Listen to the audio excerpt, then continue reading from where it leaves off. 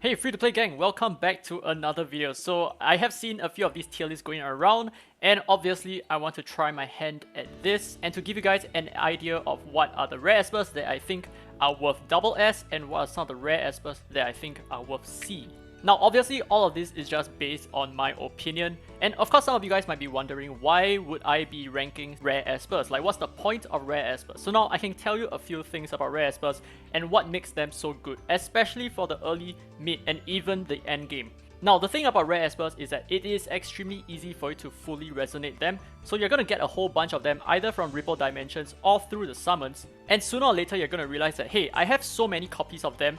Therefore, it is going to be super easy for me to gain that additional 24% stat of your choice, so be it HP percentage or attack percentage. And another reason is it's also very easy for you to fully ascend them by doing like Sonic Miracles to get those materials for you to ascend your espers. They are going to be a lot cheaper than their legendary counterparts. Now with that out of the way, if you find that this video is going to be helpful for you, do consider subscribing, as subscribing is free and you can always change your mind afterwards. Now, so the first one we have Liuli. She is a little bit decent, especially so for PvP because she can selectively strip buffs from the enemy's lineup. However, she doesn't strip a lot, she only strips 1 buff per hit up to 5 times. So because of that, I think she still has a very niche use, but not so much for the end game. I don't think she really works that well for the end game, especially since one single Gabriel can drop so many buffs on your team. So because of that, I think I'm going to have to chuck her in C tier. I don't think she's really that good.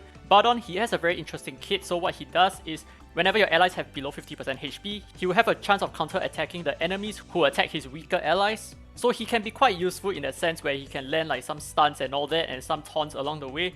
But honestly, his damage output is so low that I wouldn't even recommend him. He's not going to perform as well as you think he can be. However, I think he is slightly useful in the sense that he can counter-attack your weakened allies, which could be quite decent in tanky comps. I haven't actually like fully tested him out. I have only met him in PvP a little bit, but I think he can be quite decent with a Zeus Relic set. So with that, I might chuck him at a B. I think he has a little bit of niche use.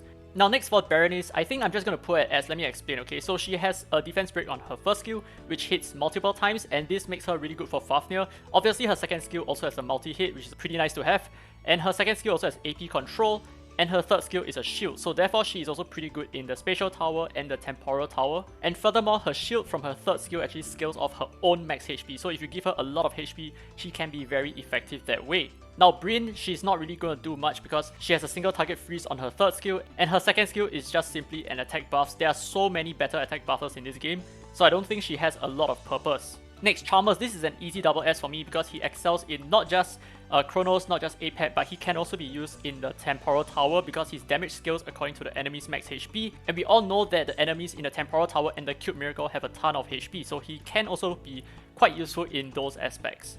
Next one we have Chang Pu. She's going to be a cookie cutter healer, especially for the early game. She kind of falls off in the mid and the end game, so I think she's going to lose a little bit of value in that sense, so I'm going to chuck her at an A tier for now. Her third skill has a team-wide heal, and her second skill has a single target heal. And she grants immunity on her third skill as well. While she is useful, I think she gets outclassed very early on against certain espers like Fenrir, who is an epic esper. Now next we have David, who is supposed to be a DPS esper, but he has more of a tanky kit. And I think his kit is just not very good. I think he needs a lot of revisiting, so I think I'm going to chuck him at C tier.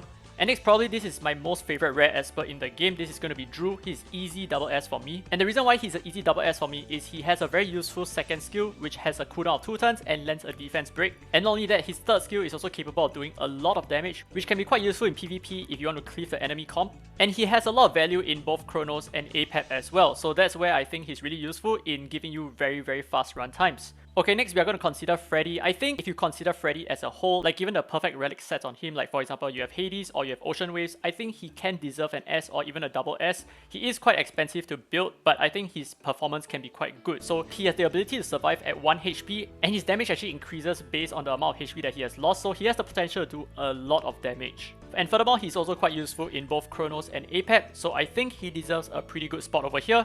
However, I will still prefer Drew because Drew has a defense break and Drew also has an AoE.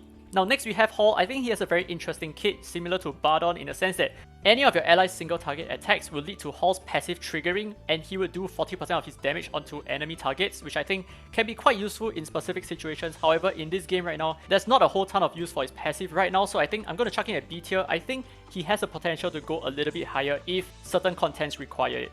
Now Helena is a pretty decent healer with AP control, so that makes her pretty good for Chronos. However, I think Chang Pu is still going to be a little bit better in terms of healing, but I'm not going to put her at B tier. I don't think she really deserves the same tier as these two espers. I think Helena still has some use because she has the potential to heal one target for a lot of HP, but at the same time healing the rest of your allies with moderate amounts of HP. And given that she has a strip on her first skill and an AP control on her second skill, I think she does deserve a pretty good spot over here. Now next this is going to be Jeanne. I think this is an easy double S for me. She is very good for Temporal Tower, Spatial Tower, and Story as well, because her kit is just fully revolving around stuns. And she's even pretty useful in PvP as well because her third skill can selectively strip all the buffs from one target and stunning the target for one turn. So she can be a really good counter against some teams like such as Dona comps. Like if the Dona has immunity and defense up, you can just use her to remove all the buffs on the enemy Dona and stun the Dona, leading to his passive disappearing. So I think she's a great counter against Dona. It's quite unfortunate that she's an Inferno type though. Now next up we have Lauren. I think she's pretty decent in the sense that she is a really strong single target healer and a reviver at the same time. So because of how useful she is, I think she deserves an A tier. Now next we have Layla. She is an early game poison debuffer, but the thing is poison kind of falls off in the game very early on, so she is very niche in that sense, which leads me to want to put her in a B tier. But do take note that she's probably not really that worth building because you're not going to be using poisons all that much. Next one we have Leon. He's going to be the king of DPS in terms of Chronos. He's going to do a lot of damage and he can potentially apply seer debuffs on the boss as well. Now with that said, would I necessarily recommend you to build him for Chronos? I don't think so, because he's slightly too niche in that aspect, and I don't really like espers who have just one single use and then you forget about him. So because of that, I think I'm going to put him at S tier. I don't think he really excels in all the other content, so to speak. Although he can be potentially quite useful in content like the Temporal Tower if you want to speed clear it. Now next Liao, he is the only esper right now with a 20% PvP speed lead for rare espers. So because of that, I think he has a lot of value in PvP, and I think he has some niche uses as well, especially in the Temporal Tower where you can just devour one enemy, and if you're using Chloe, you can potentially snipe. You can potentially do a lot more damage, so I think this is still a relevant combo. So as such, I have to put him at least at an A tier. Now next we have Melanie. She's probably one of the best espers in this game in terms of AP control. So basically all of her attacks will reduce the target's AP by 15% minimally. But if you manage to reduce the target's AP to below 30%, they get petrified. And petrification is one of the best crowd controls in this game because it prevents the enemy from having their cooldowns reduced when they take a turn. So basically they need to take 2 turns in order to start using their skills. So I think because of that, she deserves a double S, very easy over here. Now Q, he is very special in the sense that he makes for some very fast runs. Now he's mostly useful only in Fafnir and APEP, and maybe even Chronos if you know what you're doing. So for the fact that his kit synergizes very well with AoE espers, I think he has a lot of potential in the endgame where you want to speed up your runs. So S tier for him, he's really quite good. Next we have Tang. This is an easy double S for me. He's very good in certain content, okay? So he, like Drew, they are good at their own content. You don't really use them together. So for example, Tang is really good in Fafnir, where Drew lacks at, and Tang is also really good in the Temporal Tower and the Spatial Tower, where you may not want to use your Drew. However, the place where I think that they intersect is going to be PvP. I think they are both really good for PvP. So Tang is an easy double S. Although I do feel that Drew has a little bit more use because he covers both Chronos and APEP. Now next we have Unky Chai. He's going to be a rather early game / late game esper. You're not going to be using him too much in the mid game. Now the reason why you want to use him in early game is because you don't have a Suhua, so you need attack buffs. So he is able to grant you attack buffs almost for free at the start. But at the end game, you're not going to be using him so much for attack buffs, you're going to be using him for his cooldown reduction, and as such, I'm going to chuck in an S tier. I think he has a lot of potential in the early and the end game. Now next, Suhua, this is going to be really easy. I think she excels in every single content in this game. You will definitely always need attack buffs, you will always need defense buffs, and her invincibility is so broken, especially even in PvP.